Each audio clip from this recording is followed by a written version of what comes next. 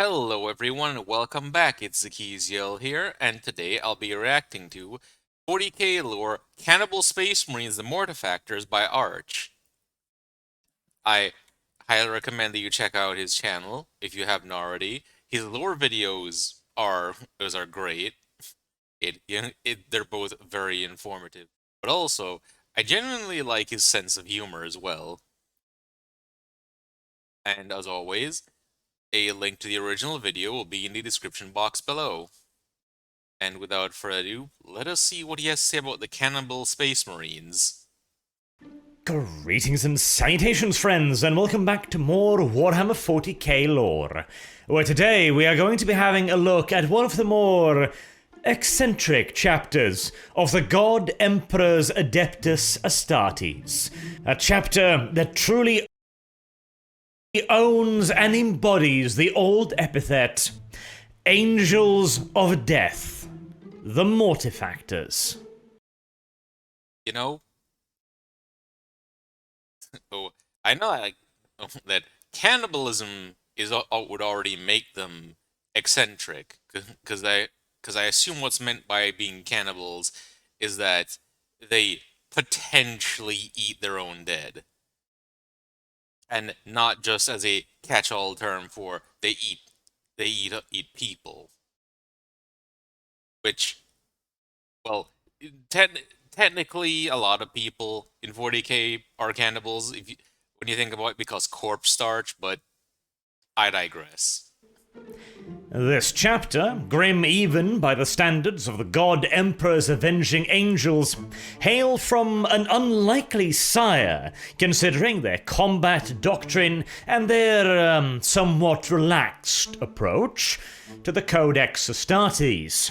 Their gene father, you see, was Robert Gilliman, the author of that self-same famous tome.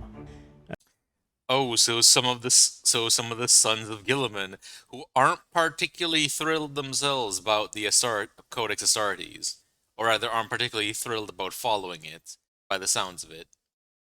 The Mortifactors' deviation from the standard Ultramarines template is even more noteworthy due to them being a second founding chapter. The process through which the Loyalist legions were split into smaller organizations of 1,000 battle brothers, a mere 7 years after the conclusion of the Great Heresy. In those dark times, the Imperium still stood perched at the precipice of annihilation and had just barely started the long and hard journey to right itself. The Mortifactors were, in these gloomy days, blessed with the visionary leadership of Captain Sasebo Tezuka, a name hinting at an origin in the far east of Terra's ancient past, and as we know from such characters as Yagu Nagasina and Adept Hiroku, those were a spiritual people. This may go some way to explain, then, the actions of Tezuka as he placed his freshly forged chapter in the hands of faith, or more specifically, on the cards of the Imperial Tarot. Oh, so wait. Oh, so people still do tarot card readings in the 41st millennium? I did not know that. And bear you in mind the era in which this was done as well. This was extraordinarily unusual back then. The God Emperor was still not widely viewed as a god, and even more rarely so by the sons of the Primarchs. Faithful individuals were, of course, not entirely unknown. The famous Sigismund spring to mind immediately, but nevertheless he and Tezuka were exceptions. Yeah, I would imagine, considering how much the Emperor tried to stamp out religion. It's still quite the irony, though, that like the Imperium became so religious despite the Emperor trying to stamp out religion. Although that is also kind of his own fault in ways, because he he definitely appeared as a god to them in many ways, ranging from walking around in golden armor, right, and having several well, religious symbols worked into his armor and whatnot. Very rare ones as well. Furthermore, the usage of the tarot was another curiosity, considering its ties to a now reviled traitor. Nevertheless, the cards did not lead Tezuka and his chapter astray, though at first I must imagine that to many of the fresh battle brothers of the Mortifactors, in their recently repainted armor as they stood by the viewing ports of their ships, it really must have seemed so, because the planet that the tarot led them to was seemingly completely and utterly dead. The world was shrouded in eternal darkness, and only after lengthy searching through Imperial archives was the name finally dragged from the depths. The Mortifactors' new homeworld was called Posul. And fortunately for the Mortifactors, You know, since the world that he mentioned was completely shrouded in darkness, I'm just thinking of Nostromo. I am hoping it's not gonna be similarly terrible as Nostromo. it was, in fact, not completely dead.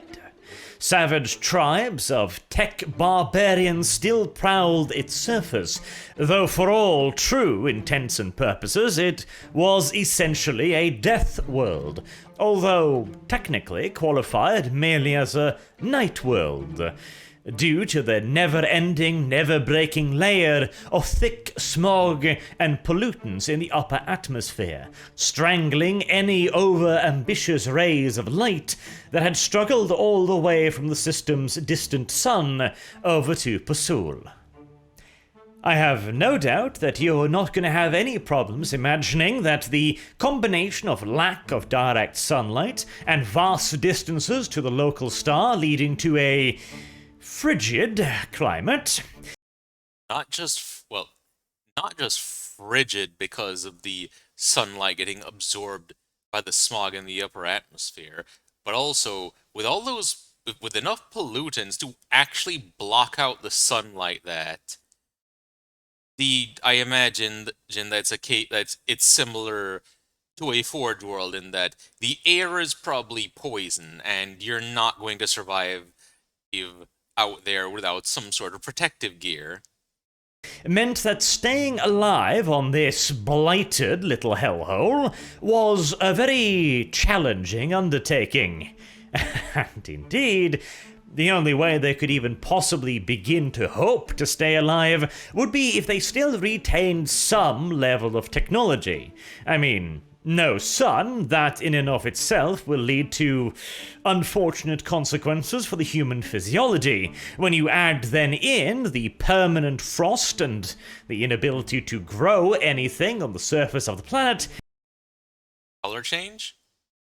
yeah, unless they've got access to some fairly advanced underground tech, including hydroponics, medicine, heating, electricity, etc., yeah, there wouldn't be a whole lot of people alive on this planet. And indeed, there weren't a whole lot of people alive, but there were some, presumably living within hardened shelters, either on the surface or subterranean. Which in turn, of course, also means that there are very few areas on the planet that could be considered actually livable. Now, here's one of the things I'm wondering. Where do they get their food? Aside from the likely answer involving cannibalism, but just cannibalism wouldn't be enough to sustain in a population. And with it being so cold and having no sunlight, I doubt many plants could survive there, unless there's something growing in like some sort of like deep ocean. What do you think happens when the great unwashed hordes of humanity find themselves squeezed into an ever smaller area whilst competing for ever dwindling resources? Well, what you get as it happens is the ideal training ground for Space Marine neophytes. See? Never a cloud so dark as to not allow for a little silver lining, eh? Yes, I mean, living on this world would be exceptionally arse, even by the imaginative standards of the Imperium of Man, which, let us all be honest, has turned cruel, unusual, brutal, and horrendous living standards into a de facto art form. But, again, at least the Space Marines have a good place to recruit their soldiers from. And in that regard, Tezuka's reading of the Imperial Turret had landed him spot on. Because for all of its defects and drawbacks for the general populace, Posul was an extraordinary recruitment ground for the Adeptus Astartes. Right there in that perfect little sweet spot, where the planet provided enough in the way of population to have a large, stable gene pool and plentiful recruits, but was also hostile enough, both from a natural standpoint as to breed natural-born survivors, and also from an aggressive standpoint, with the various tribes, organizations, gangs, etc., constantly at one another's throat, ensuring that the ways of war, killing, and brutality was taught to even the youngest of its children. It sounds actually. Actually, this is reminding me of two things. One is Necromunda, with all of the Underhive gangs there, just on a night world. So actually that makes it very similar to Nostromo. Actually, now I think about it, the other thing I was thinking of was the African warlords and the child soldiers, considering the mention of people getting involved in the fight for scarce resources from a young age. And just like the Mortifactors would place their mark upon Posul with a massive space-borne void fortress in permanent orbit above the planet, the world would in turn leave its own mark on the Space Marines. We already know that Sasebo Tezuka was a spiritual person, probably well ahead of his time as far as matters of a certain deity on a golden throne were concerned, and in all due likelihood much of his chapter already shared many of his convictions. Simultaneously, the world Posul was, well, to quote that old James Morrow saying, there are no atheists in a foxhole. And whilst we may certainly debate the truism of that old saying, one must still admit that on a world like Posul, it would be rather difficult to not believe in some higher or, lower power. We humans do have a tendency to attribute things beyond our own control, after all, to one of the two. And on a night-covered death world like Posul, there are an awful lot of things that are well beyond the control of the average man. And with the life of the average citizen being filled with sudden, unexplainable, and unexpected death, deprivation, starvation. Actually, mentioning that all the things beyond their control that people attribute to gods, very reminiscent of how the Greek gods, well, were a thing, and how they had a god or goddess for pretty much everything. It's a good thing that the faith that people believe on some of these death worlds isn't very widespread, or you might end up seeing in who knows what popping up in the warp. And all manners of ills, it did not produce a sort of fluffy god. It did not produce a god of forgiveness, of glory or acceptance. It produced a warrior culture that outright worshipped death in its many forms. Presumably, perhaps thinking that if they could simply placate the Reaper for long enough with actions that pleased him, they would be spared the attention of his eternal scythe. And in a way, they were correct. As with so many early, burgeoning religions, it formed around the teaching of simple lessons, a way to survive and thrive, and as the teachings proved valuable, they spread and took on a mythical aspect unavoidable in crude civilizations. It is simply much easier to tell a young boy to avoid the well because there is a monster inside of it than it is to explain to him in great detail the myriad reasons why a well might be dangerous and how he might not be found should he fall in. It's quite difficult to adequately explain ideas of death and danger to a young child, but a monster? Well, that hardly requires any explanation at all. Yep. Just tell them something nebulous like there's a monster under their bed, and the very active imagination most children will just fill in the details for you.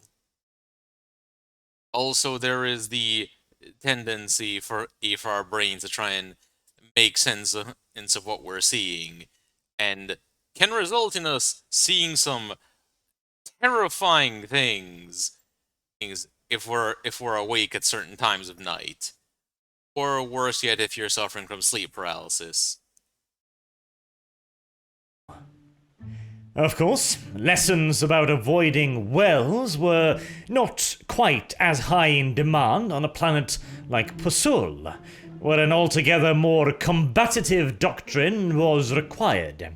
Fighting for survival was not a question of if, but when, and to thrive one had to be ruthless. One had to be the one taking, rather than the one taken from.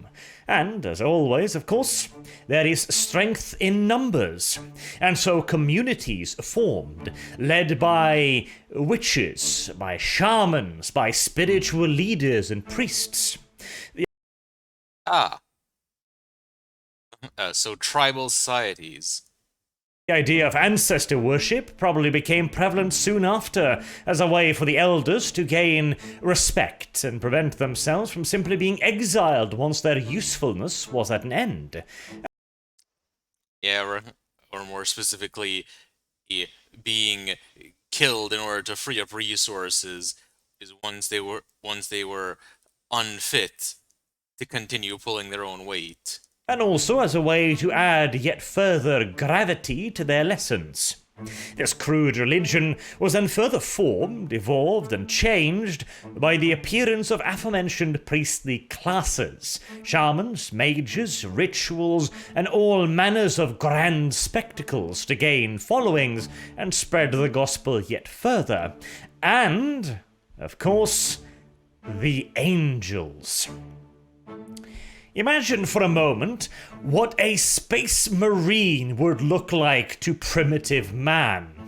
There is simply no way such a being wouldn't become an object of worship. And so the Mortifactors shape... Especially for a warrior culture, considering just how absurd the capabilities of a space marine are compared to a normal human. The people, and through recruitment the people formed the Mortifactors in turn.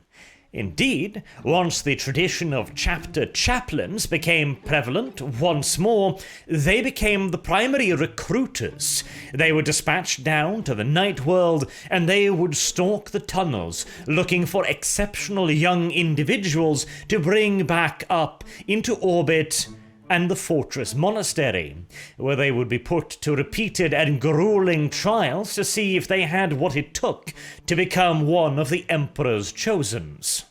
And considering their vocation, it would not surprise me at all if they also spent a little bit of time teaching the locals themselves, too.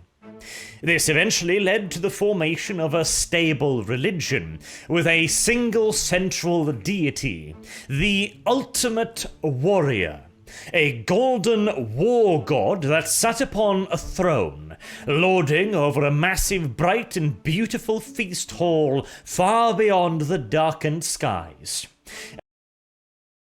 So essentially, yeah, kind of like Valhalla then, but with the Emperor instead of Odin. Also, I'm expecting actually that this as well that from what was mentioned of recruiting these people, that it and what's been said of their culture, that's going to lead to a fair amount of shamanism cropping up And within the those who chapter. proved worthy would travel to his side after death and eat and drink and fight alongside him for the rest of eternity.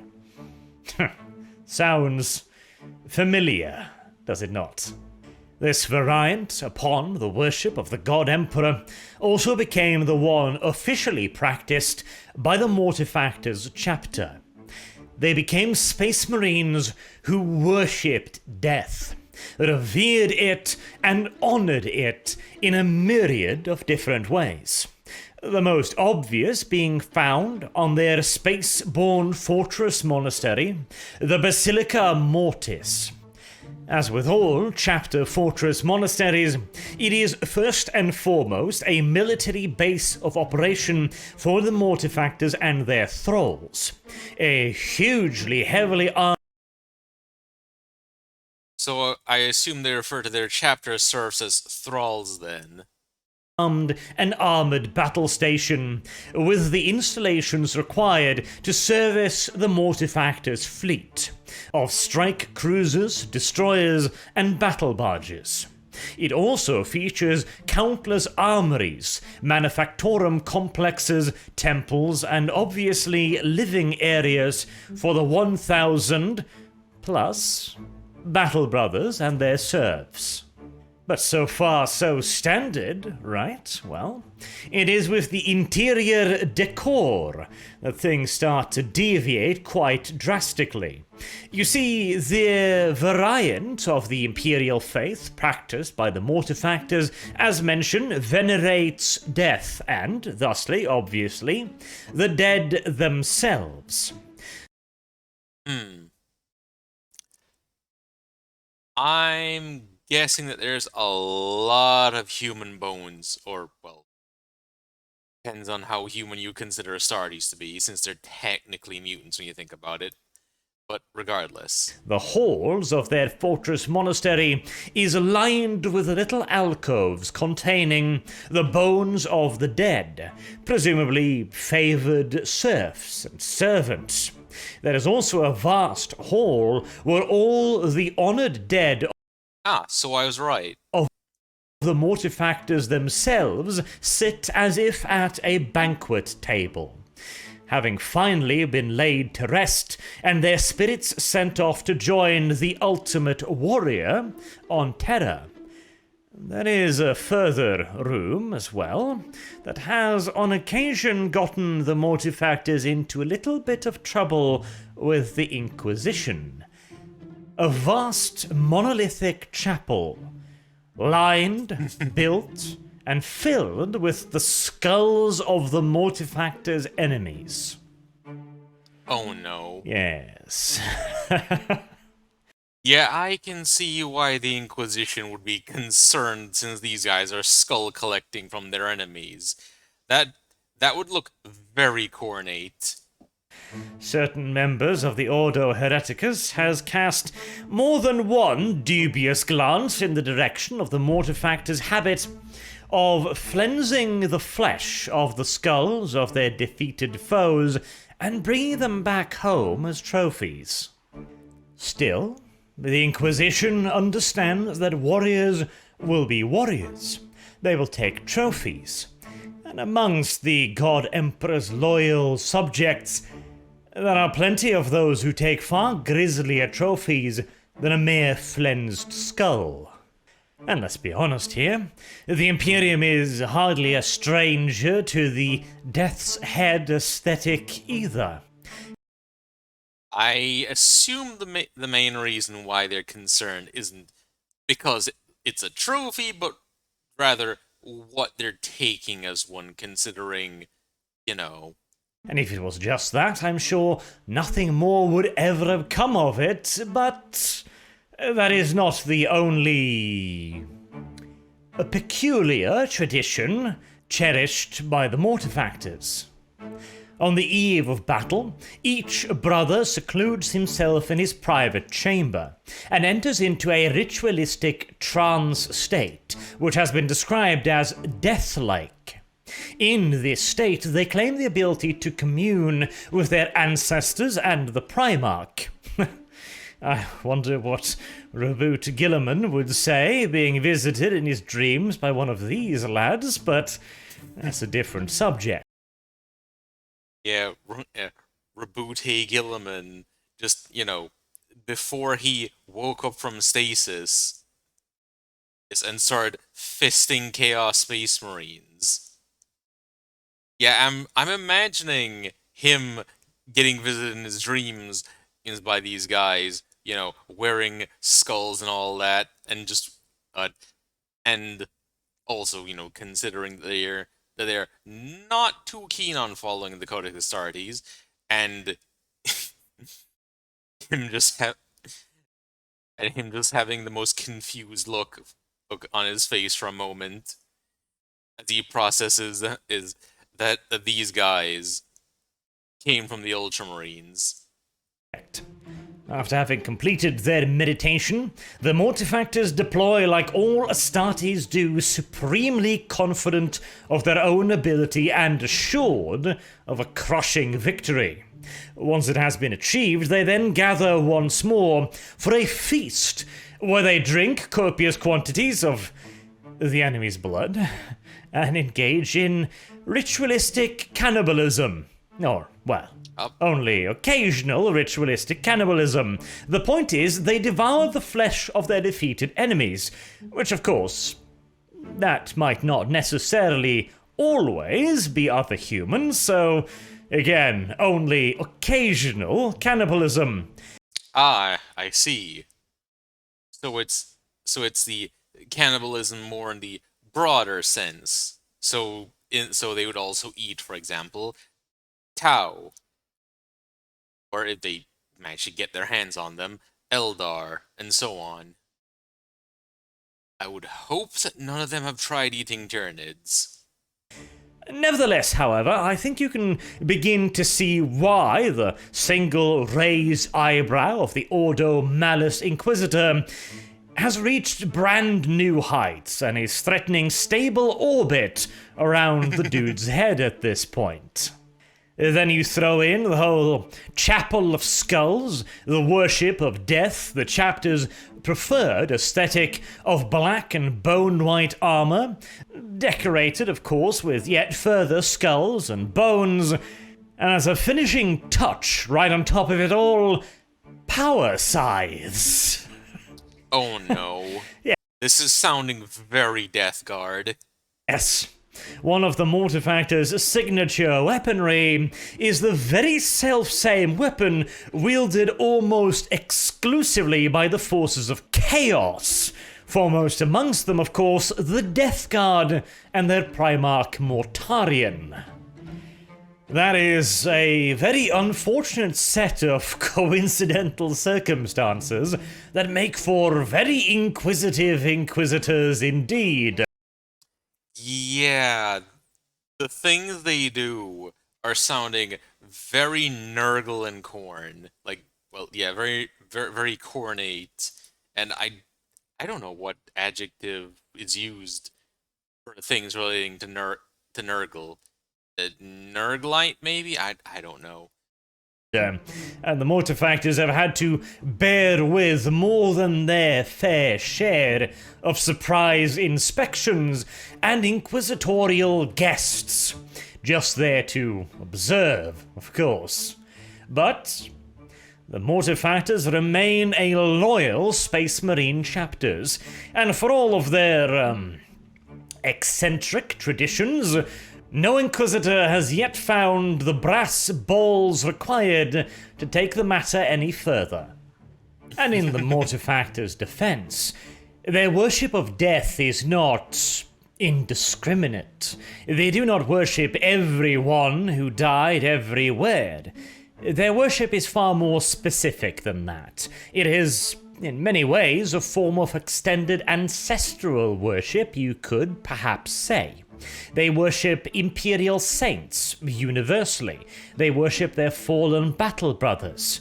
They worship the primarchs of other legions. They worship the emperor, of course, foremost amongst them in his, well, deathly state. And this has gone a long way to reassuring the Inquisition that the Mortifactors, despite some of their peculiarities, really are one of the good chapters. Another more specific incident as well that helped put a lot of the Inquisition. I guess you could say that in the case of the Mortifactors, that that quote that that's from, I think it was the Dawn of War 1, was it? That where the tactical space marines will say about something about the fallen will be forever remembered as the Emperor's finest or something like that. Yeah, I'm what they do with honoring their dead in the ancestor worship is also reminding me of that line. Suspicions at ease was that the Mortifactors themselves made it inadvertently very clear that their practices did not venerate the idea of cannibalism or the devouring of one's enemies merely for the sake of it. It is important to remember that Space Marines possess a special organ that actually allows them to gain a measure of understanding of a foe by devouring their flesh. Even in certain circumstances, the ability to understand some of their thoughts, their motives, and perhaps even their ways of fighting. Oh, I think I see what's going on here. So in addition to aspect, given food shortages and the people when desperate will turn to cannibalism, it all sounds like they do that old tradition that some cultures on Earth have had, where they believe that eating the remains of someone, of say your enemy, will give you some of their strength, like say eating their liver will give you their courage. It's just that in their case, it's a bit more concrete due to Space Marine physiology. This is, of course, an obvious advantage, albeit a, pun intended, tasteless one in the eyes of the wider Imperium. Tasteless in the eyes of the wider Imperium, probably quite tasty in the eyes of the Mortifactors. It is, of course, one matter to know a thing, however, and another entirely to believe it. There was no guarantee that the Mortifactors were not indulging in their habits for some darker purpose, but they demonstrated that it was, in fact, for a pure purpose, as pure as eating one's defeated foes can ever be, I suppose. During several campaigns in the Jericho Reach, where the Mortifactors encountered the Kroot.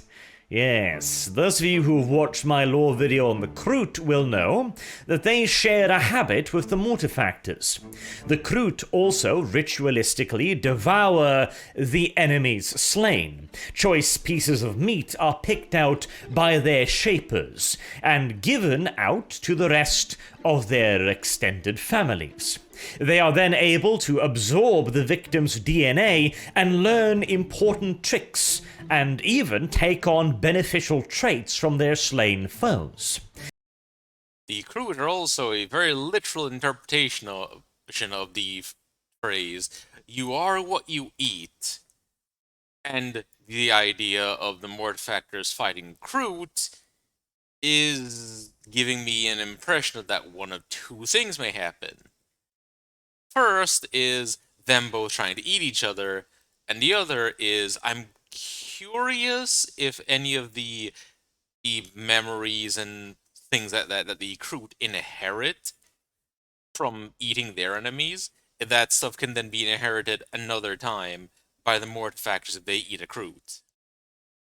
This is why the Kroots have evolved into such consummate killers, and why they've also evolved side paths like Kroot Hounds or the Great Narloks. One might at first glance figure that the Mortifactors and the Kroot would be the best of friends, exchanging less than entirely savory cooking recipes with one another over the roast corpse of a common foe. But that was not what happened at all, and be you absolutely certain that the Inquisition was looking very closely at the engagement to see if it would happen.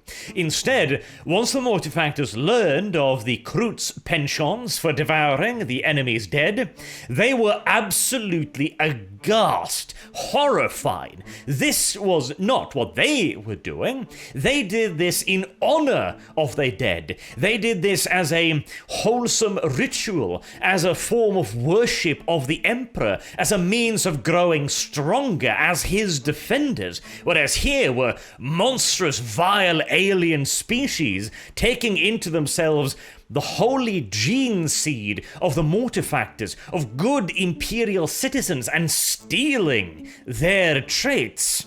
Oh, no, no, no. The Mortifactors would have none of that at all, and engaged in truly vicious warfare, even by their standards, against the Kroot. And for all the problems that led to for the poor Tower mercenaries, the Inquisition on their side let out a sigh of relief. It turns out that yes, the Mortifactors really are one of the good guys. And that's a handy thing too, because they have proven themselves to be quite effective on the field of war, albeit a hint reckless. It should, after all, not come as much of a surprise to learn that the people who worship and venerate death aren't necessarily overly afraid of death, or injury for that matter. Especially since they've been told that, they fight well and dutifully serve the Emperor, that in death they will go on to continue to fight for all eternity. So, in the eyes of them, well, it's probably a case where they figure, well, it doesn't matter too much if they die as long as they fought well enough, because, well, they see it as, oh, well, that's not the end.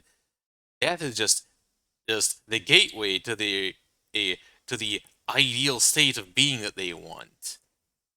And they tend to be very, very aggressive. The Mortifactors recruit from amongst the warrior people, and they feel confident that in the heat of close quarters combat, they'll be more than a match for anything the galaxy can throw at them.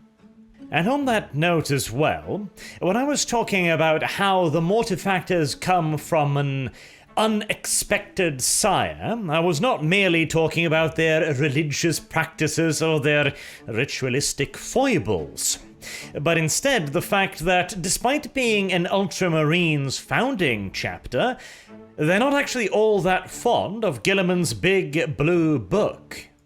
Oh, they respect it, of course. They admire Gilliman as much as any other Ultramarines founding chapter, and they recognize that it has a great deal of wisdom to share with them and all the other chapters. But they do not revere it as the piece of absolute knowledge that many Ultramarines founding chapters, and even what remain of the One's Legion, do. Like how, if I remember correctly, the Codex Astartes, it was just supposed to be a guide. However, some Astartes chapters have taken to treating it less as a guide and more as a gospel not to be deviated from. They do instead view it as a source of inspiration, rather than a hard and fixed set of rules to live by, to train by, to fight by, and to worship by. They'll follow its teachings and doctrines when it seems relevant and logical and reasonable to do so, but otherwise they will follow their own path. It seems like they're actually following the spirit of it pretty well then, actually. Incidentally, of course, this was exactly what Gilliman wanted when he created the thing, for it to be a source of guidance rather than a literal Bible. Perhaps the Mortifactors do not hail from such an unlikely liege after all, in all due reality. Though, there is one rule that the Mortifactors play fast and loose with that Gilliman may not approve of, or, considering his plan with the Primaris Marines, perhaps he'd approve of that one just as much. Namely, you see, the chapter's reliance upon the Imperial Tarot, and more specifically, what its predictions made them do. As you probably already gathered from the fact that the chapter literally chose its home world based upon the predictions of playing cards, they take that kind of fortune-telling very, very seriously indeed. And At least they're not playing paradox billiards in order to make decisions. so, when the Tarot suggested that the fate of the human race and all things in the galaxy would rest upon the world of Armageddon, when reports came in that it was about to be invaded by a beastly orc, the Mortifactors mobilized in a way never before seen in their chapter's history. Every last citizen on Posul that would become a Mortifactor was allowed into their ranks. And whilst that does not necessarily outright mean that they violated the Thousand Battle Brothers rules, it sure as all hells implies it. Even though, of course, many of the unsuitable candidates would suffer from gene seed rejection and simply die, and the Mortifactors would also have a finite supply of the valuable gene seed itself, that still would probably mean that as a chapter, they, at least for the Armageddon conflict, swelled well beyond the 1,000 limit stipulated in the Codex Astartes. Luckily, Now the question is has anyone in universe actually figured that out? Because the Black Templars make it work, and so do the Space Wolves. In the case of the Black Templars, though, I've heard that it's because they're so spread out as a fleet-based chapter that no one really realizes how many they have, because they're not really congregating in one place. there were no over-eager, fresh-faced inquisitors nearby, with a wish to make a name for themselves, and so the Mortifactors' temporary, creative interpretation of the Codex was never reported to anyone. Lucky that. Frankly, the Imperium has more than enough enemies as it is, without going out of its way to find fresh one from amongst the ranks of loyalists. And I'm completely certain that the good people of Armageddon as well were most pleased with the full attention of an entire chapter of Space Marines, 10 companies of Mortifactors, and an unusually large scout corps, I imagine. Must have been very welcome reinforcements. They also served with distinguishment throughout the Armageddon War and in many, many other conflict zones as well. Armageddon did not turn out, of course, to be the end of the world, but as far as the Mortifactors are concerned, that simply just means that there is another war that will eventually fulfill their prophecy. Or perhaps it wasn't that specific war for Armageddon, considering that there have been 3 thus far, and for all we know, there could be a 4th massive war on Armageddon between the Orcs and the Imperium. Or would that technically be the 5th when you consider, Angron and the world leaders invading the planet first? Classical, is it not? And interestingly as well, the war that so far has gotten closest to ending the world, at least as far as the Mortifactors are concerned, was not Armageddon or Orcs or anything like it, but in fact the Eldar, who rather sneakily opened up a webway portal right inside of the Mortifactors' fortress monastery. Having its home base invaded is a serious matter for any chapter, obviously. I have a feeling it's Harlequins. Because usually when the Eldar, well, whenever you hear about them just popping up in extremely secure locations, it's usually the Harlequins.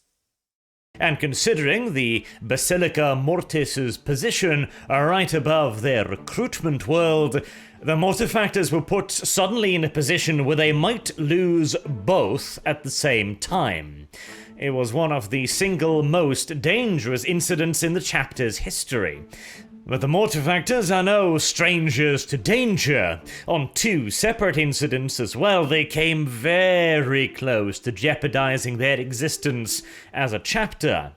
The first, seemingly innocuous, but perhaps the most dangerous of all, happened in 819 of Millennia 41, where the Mortifactors believed themselves to have been insulted by the Crimson Fists, very nearly sparking a hot war between the two chapters. Now, the occasional skirmish between the Adeptus Astartes is a rarity, but not unheard of. However, for a chapter like the Mortifactors, that might have led to the flensing of Crimson Fist skulls and the devouring of Space Marine flesh. And I imagine the Inquisition would have had a field day with that.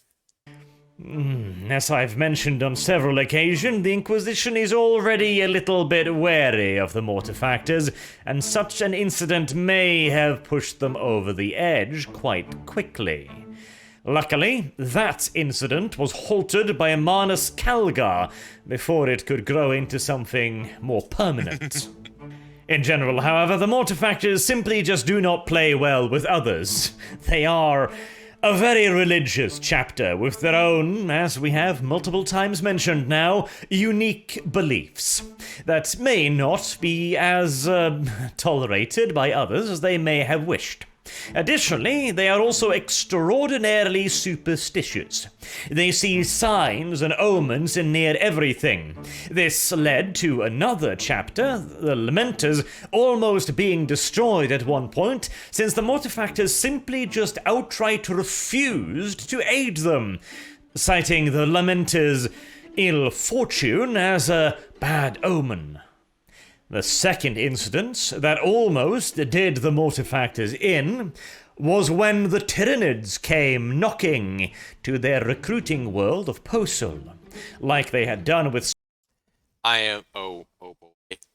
I am very much hoping that they did not eat Tyranids. so many planets before. The Tyranids invaded and left behind nothing more than a blasted, scarred wasteland. They had stripped the surface of the planet of virtually anything and everything that could be stripped. And considering the nature of the planet, I imagine it was sparse eating, but nevertheless, the planet's surface had been completely scoured. Fortunately, in all due likelihood, a great deal of Posul's population existed beneath the surface, and I've yet to hear of the Mortifactors claiming another homeworld, so chances are there are still population centers located deep beneath in tunnels and subterranean holds. The Mortifactors had survived the Tyranids, the Eldar, and even on one occasion their brothers' lack of understanding of their ways. And hopefully they'll keep kicking for a long time yet. Though I imagine once more they may have difficulties adopting to Gilliman's new Imperium. Only time will tell. For now, I will wrap up this lore video. Actually, speaking of Gilliman and the New Imperium and him being, out and about and all that, I actually imagine the Mortifactors be quite stunned to find out that, or rather, they were quite stunned when they found out that their Primarch is out and about again. video on the Mortifactors chapter. Thank you all very much for listening, and I hope to see you all again soon. If you liked the video, please do consider leaving a like and a comment and all that, and sharing it around. Have a good day. Well, that was fun to watch. And I hope you guys enjoyed watching with me. And if you did, I'd appreciate it if you like, comment, and subscribe.